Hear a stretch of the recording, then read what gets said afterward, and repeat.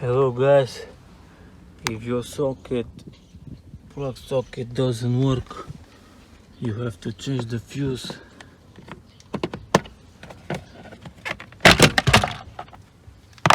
Just pull down and the fuse is right here.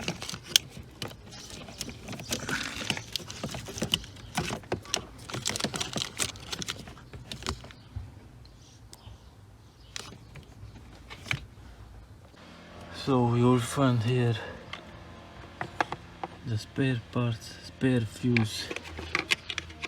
With this tool you'll take off F9, this one from here.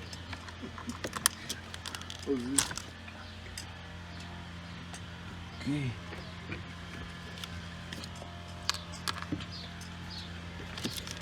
Put the new one.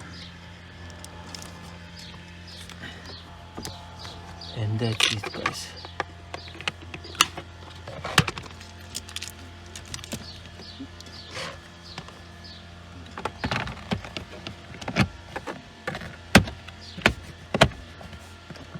Bye.